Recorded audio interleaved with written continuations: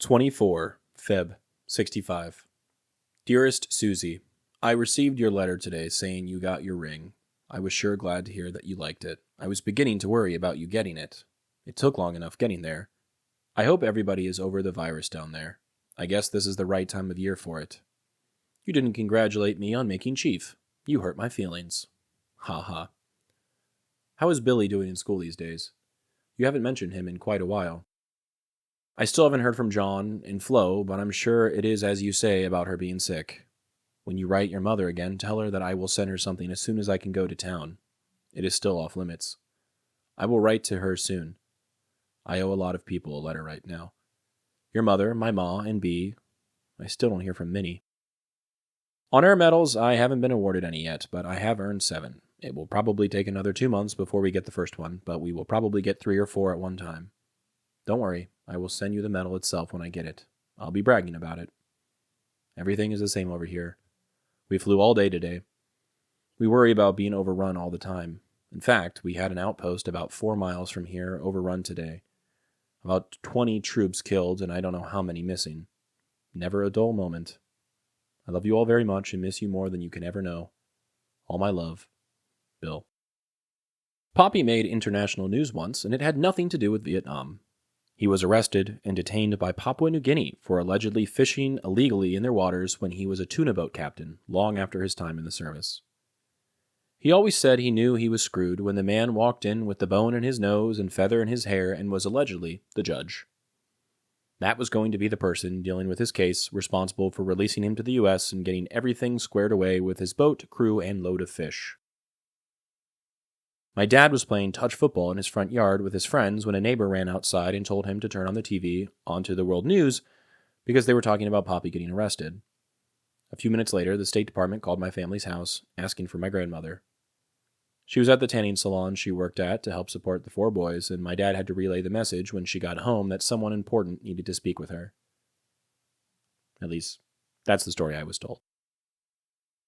One day, when talking to my grandmother and father about all the pictures, letters, and everything else, my dad decided to mention his theory about Popi, his service and his time on the tuna boat.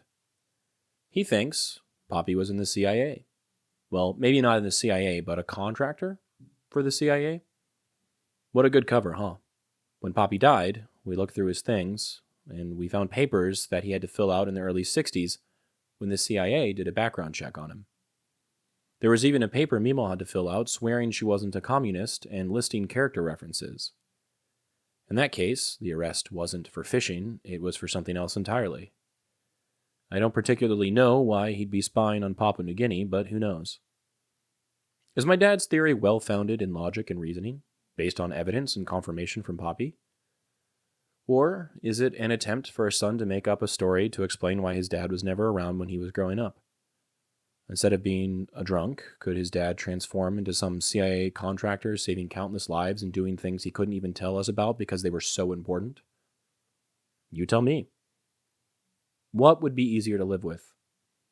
What would make it all more worth it? The photo I chose for today depicts a group of guys standing around a helicopter. They have papers and look to be planning something. The airplane appears to be on an airfield or some sort of base with a gate and fencing in the background. Perhaps this was a common sight for Popi before his missions, as he and his comrades planned their flights together.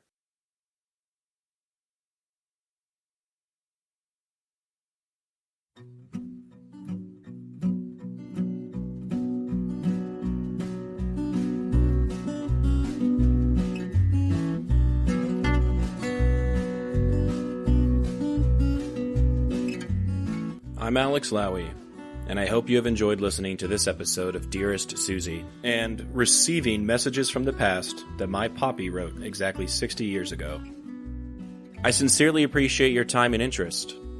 Please consider following the podcast on your preferred platform, and if you're enjoying it, I kindly ask that you take the time to rate the show and leave a review. Also, please follow the project on YouTube, X, and Instagram. All likes, comments, shares, and reviews will help grow the reach of this story. The links for these things should be in the description of this episode. Please feel free to email me at dearestsuziepodcast@gmail.com if you have anything you'd like to say. I'd love to chat or to hear about your stories as well. Thank you for listening. and God bless.